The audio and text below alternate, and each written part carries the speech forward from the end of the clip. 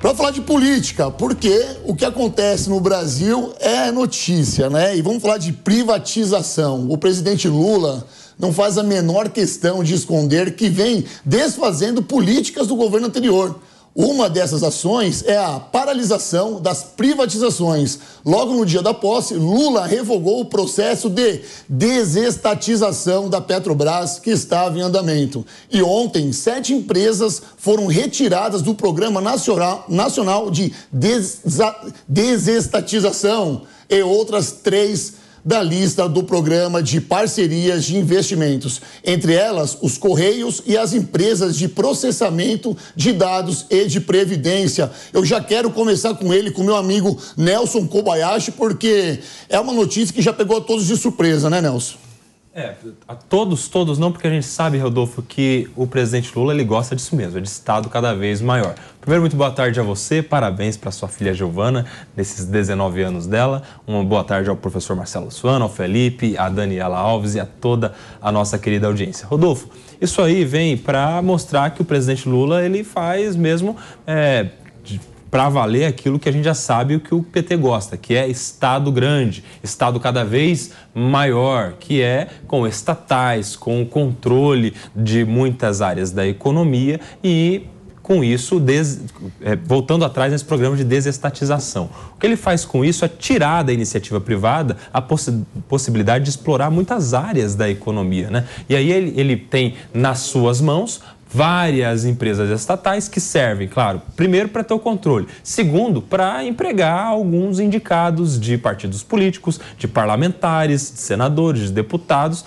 Vide aí a recente mudança na lei das estatais que foi aprovada na votação na Câmara, faltando a votação no Senado, e a liminar do STF que suspendeu a validade do trecho da lei das estatais que impedia políticos de serem nomeados. Então, o presidente Lula está com isso, tomando o controle, aumentando o Estado e criando lugares, cargos que ele possa nomear os seus indicados políticos. Esse é o governo do PT. Olha só, Dani, e mesmo com o presidente Lula dizendo que não vai privatizar estatal durante o seu mandato, alguns governadores fazem um movimento contrário e aceleram a desestatização nos estados. Os casos de Tarcísio de Freitas em São Paulo, Romeu Zema em Minas Gerais e Eduardo Leite no Rio Grande do Sul. O que você acha disso? Ele já começou a colocar as luvas, as manguinhas de fora? Será que isso vai ter um saldo positivo a longo prazo?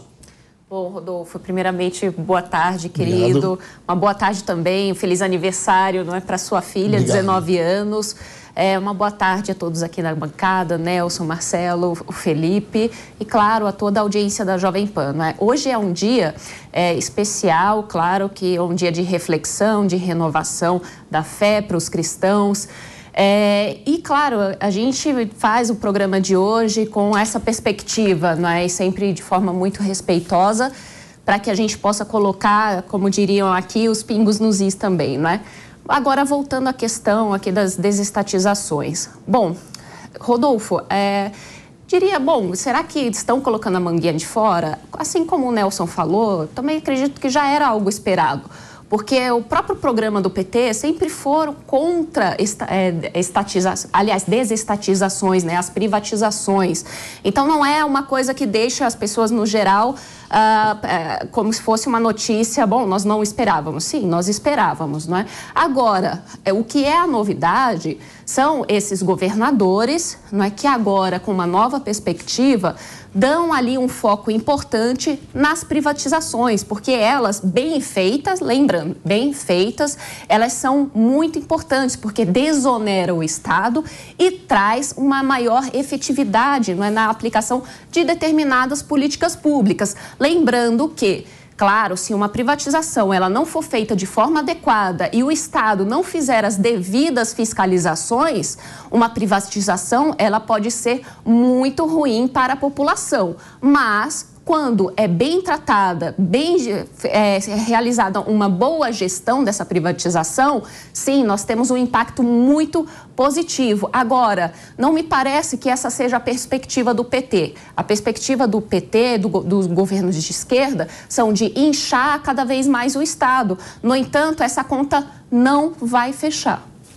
Ô, Felipe, você tem eu gosto das suas ideias, dos seus comentários, você sempre vem um contraponto aqui. E é muito interessante esse contraponto, porque o que nós estamos vendo nos governos, por exemplo, aqui em São Paulo, é um aceleramento contra a ideia do Lula. E, de repente, o Lula vem com esse planejamento e retira 7 grandes empresas. Como que você vê essa queda de braço entre alguns governos e o Poder Executivo? Bom, eu vejo com uma naturalidade. E eu acho que, nesse caso específico, o Lula tem razão, não é? E ninguém é contra a privatização.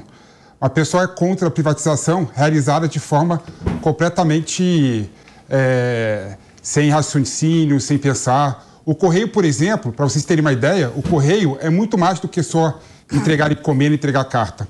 O Correio ele é responsável pela bancarização de pessoas que não têm banco no seu município. As pessoas, por exemplo, podem pagar conta de luz, conta de água, conta do seu carnê da Casa de Bahia, né, indo para o Correio, no lugar que não tem banco. Pode depositar. Pode depositar. A DHL. A DHL agora vai fazer isso. Eu vou abrir para o debate logo depois. Eu vou abrir para o debate logo depois da oratória do Felipe. Existe uma racionalidade do porquê não se deve privatizar o Correio. A DHL, por exemplo, não tem vontade de pegar o Correio, comprar o Correio e entregar carta no interior da Amazonas, por exemplo, né? Ou seja, tem que ser tudo feito de forma racionalizada. Não dá para ser feito de forma apressada, não é? E o Correio é uma estatal que é muito mais que entregar carta. Quem reduz o Correio a entregar carta não sabe a realidade do Brasil, Nelsinho. Me desculpa. Eu vou abrir para esse debate, eu tenho certeza que vocês vão gostar. Eu vou até pedir para dividir a tela daqui a pouco, mas agora eu quero ouvir do professor Marcelo Suano o que ele acha dessas 7 empresas sendo retiradas pelo Poder Executivo, no caso, o presidente Lula. Bom, inicialmente, uma boa tarde, Rodolfo. Obrigado. Boa tarde a Dani, o Felipe, boa tarde ao Nelson. Parabéns para a tua filhinha. Obrigado. É filhinha com 19 anos. Não, mas imaginei. Mas que aos olhos dos pais são sempre seus bebezinhos. Não interessa a idade que tem. Parabéns. E já que você falou bebezinho, eu preciso mandar um beijo para Valentina, minha filha. Bebezinha que está assistindo agora, está morrendo de ciúme. Então, um beijo para as duas. E eu aproveito, vou cumprimentar também uma grande amiga, que é uma advogada e talvez uma das melhores conhecedoras que tem de processo legislativo e tramitação parlamentar no Brasil. Lá em Brasília, a Jéssica Detoni, para a qual eu mando um grande beijo pelo seu aniversário. Está um pouquinho atrasado, mas ela merece, tá? Vou direto na questão que você colocou, Rodolfo. Eu não seria uma discordância, seria uma complementação. De quem? Você passaram 3 antes de você aqui. Agora, a respeito de se formos pegos de surpresa pelo PT. Então, é uma complementação. Por que uma complementação? Porque é o que se espera do PT e foi o que o Lula disse que ia fazer. Ninguém foi enganado. O Lula disse que ia fazer exatamente o que ele está fazendo. Ou seja, aqueles que votaram nele, fizeram o L, sabiam que ele tinha uma perspectiva de retroceder à década de 80, 90, em que nós tínhamos o problema de ter tantas estatais. Ele falou isso. Mas onde que está a surpresa que houve? Aqueles que, porventura, tinham determinada ojeriza, aversão ou contraposição ao Sua Excelência o presidente Bolsonaro, acreditavam que essa frente ampla do Lula ia freá-lo. O que eles descobriram que essa frente ampla ela é complexa, não consegue produzir resultados, está gerando mais confusão ainda e não consegue frear aquilo que o Lula tinha falado que ia fazer. Por isso, aqueles que quiserem fazer o L, parabéns, e vão sentir as consequências na pele e no bolso ou nos seus ambientes muito elegantes quando estiverem trabalhando com altas empresas. Eu não preciso dizer qual é a rua. Parabéns para vocês. Agora vocês estão sentindo na pele. Esse é o primeiro problema. O Lula não enganou ninguém. Ele aí falou o que ia fazer e alguns indivíduos só imaginavam que a frente ampla ia freá-lo. Não freou porque não tem capacidade de frear. Porque tem um termo que foi inventado só aqui no Brasil que explica o que está acontecendo nesse processo de criação da governabilidade. Se chama esculhambação. É o que está acontecendo nesse processo desses 100 dias que tem aqui. Agora, com relação às estatais.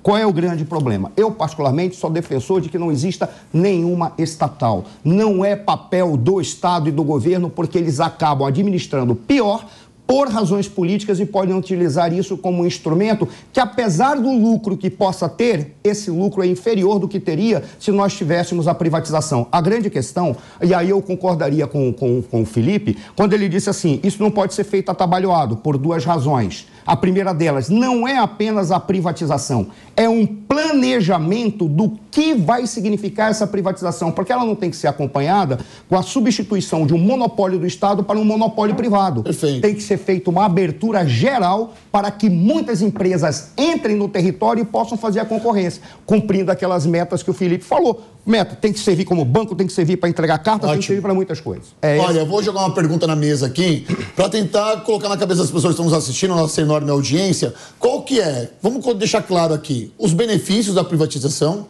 e os malefícios de uma privatização. Eu vou começar com o Felipe, então, e depois eu passo para vocês, o Nelson tá louquinho para ter uma discussão com você aqui. Também então, tô. eu quero começar com você. Você defende, você não defende? Qual o benefício e o malefício disso? Explica para as pessoas que estão em casa. Por favor, Felipe, seu ponto de vista. Não, a privatização tem os seus benefícios. Né? O que não dá para você defender privatização para todas as empresas estatais. Isso vai na contramão do mundo todo. Né? Os Estados Unidos, por exemplo, que é um marco do capitalismo contemporâneo, tem várias empresas estatais.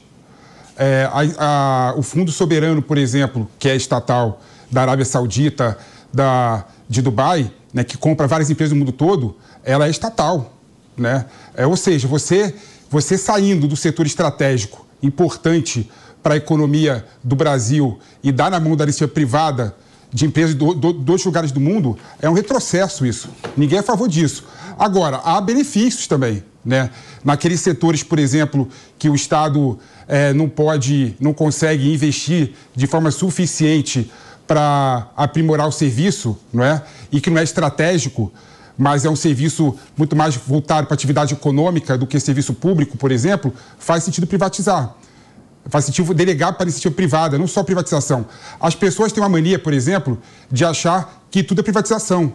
Às vezes, a gente chama de privatização o que é meramente uma concessão de serviço público, não é? Por exemplo, água e esgoto, saneamento básico. Você, por exemplo, delegar para a iniciativa privada a exploração do serviço de água e esgoto não é privatização. Aquilo ali é uma concessão de serviço público.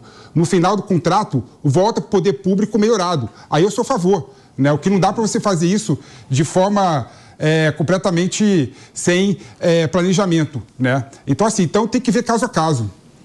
Tem uma coisa, Felipe, você tinha dito no início que não dá para ter o Correio só como uma empresa que entrega cartas, porque se for para iniciativa privada, o cara não vai levar a carta lá no fim do mundo, vai levar lá no interior do Brasil. Você sabe que esse discurso é muito parecido quando lá atrás havia uma discussão pela privatização, não do serviço de telefonia, né?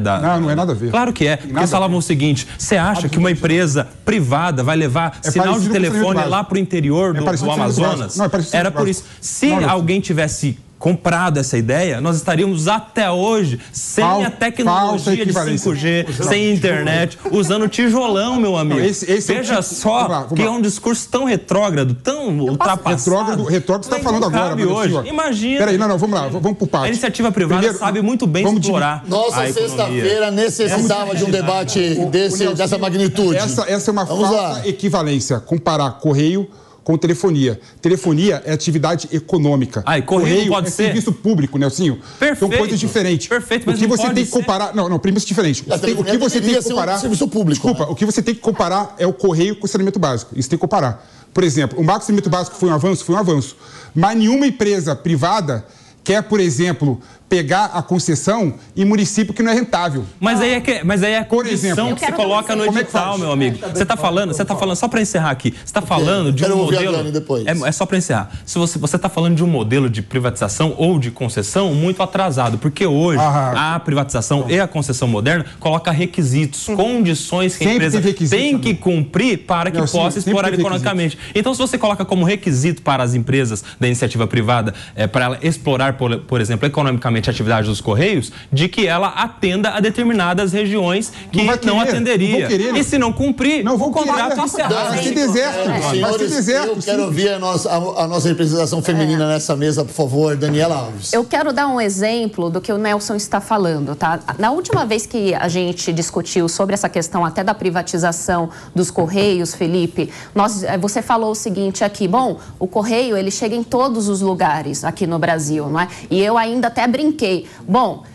chega em todos os lugares, demora, mas chega em todos os lugares, não é? E aí, depois eu vi o comentário de um espectador aqui da Jovem Pan que estava assistindo o programa e disse, não, isso é mentira, não chega em todos os lugares. E eu vou me corrigir aqui. É verdade, não chega em todos os lugares, tá? Tanto que tem até alguns lugares que, dependendo de onde você quer mandar a sua carta ou a sua encomenda, fica um aviso assim, este local está bloqueado, não é? Que na verdade não é bloqueio de que aconteceu algum acidente, é que o correio não chega lá.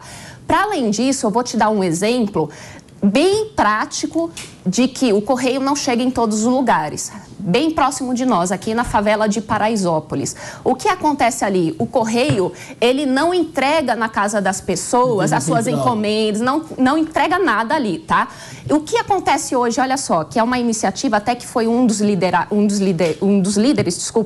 dessa iniciativa é o Daniel Cavaretti, que lidera uma iniciativa de uma startup que pega, tá, essas encomendas que não chegam até as pessoas e faz uma espécie de um serviço de um correio. É uma inovação, é uma startup que faz algo que o próprio Estado não faz. Então, é uma inovação que surgiu dentro da favela de Paraisópolis com esse apoio aí do Daniel Cavaretti, que é um empreendedor social. Portanto, o que nós precisamos, na verdade, também é fomentar esse tipo de iniciativa, de inovação, de empreendedorismo na nossa sociedade, porque é isso sim que vai gerar desenvolvimento no nosso país. Perfeito, senhores. Alguém tem mais algum... Eu vou te dar um minuto, professor Marcelo Sônia, porque todo mundo falou, eu vou te... Eu vou tentar em um minuto simplificar. Okay. Por exemplo, há uma questão quando diz assim, setores estratégicos significam serviço público. Vamos partir do seguinte princípio, ninguém tem propriedade. Essa que é a grande verdade. Tudo pertence à sociedade. No entanto, sociedades mais avançadas concedem a possibilidade de prestar um serviço para indivíduos que não têm vínculos com o poder, não têm vínculos com a estrutura do Estado, não têm vínculos com o governo, ou a concessão de serviço ou a propriedade.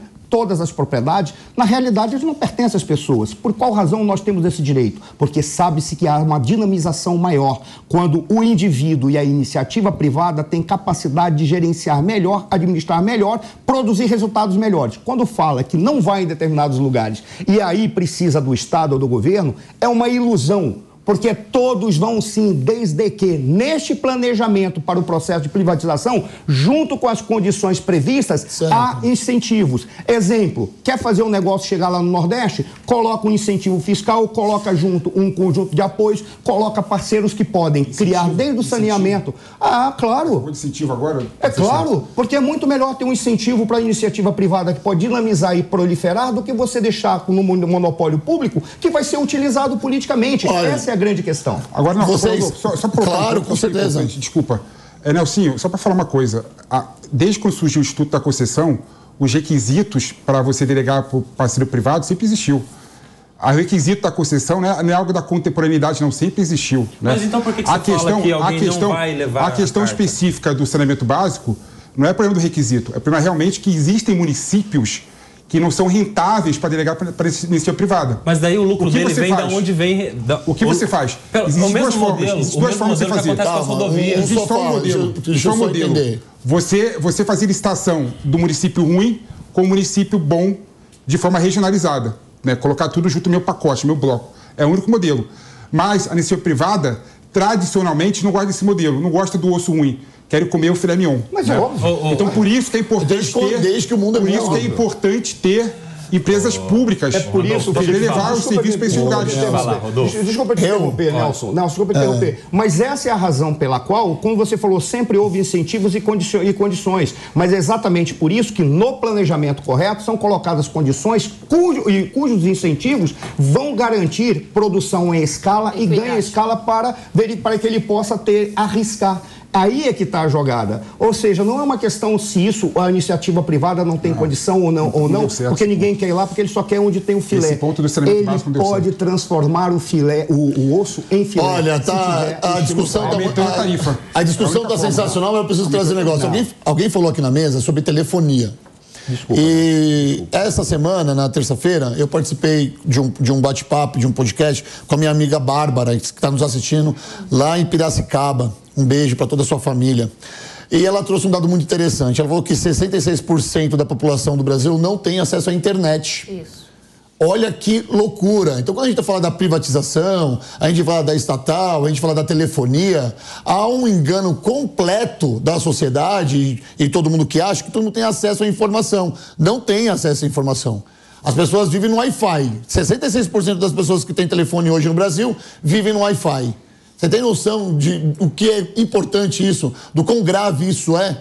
Se as pessoas saem na rua e não tiver um serviço de Wi-Fi, elas ficam sem internet. Então, aí as pessoas maqueiam, falando, todo mundo hoje tem acesso à internet e à informação. Não tem. Então tem que tomar muito cuidado quando o assunto é estatal e privatização e, principalmente, desestatização, porque é um assunto muito sério que pode levar o Brasil para o futuro ou pode estagnar o Brasil no passado.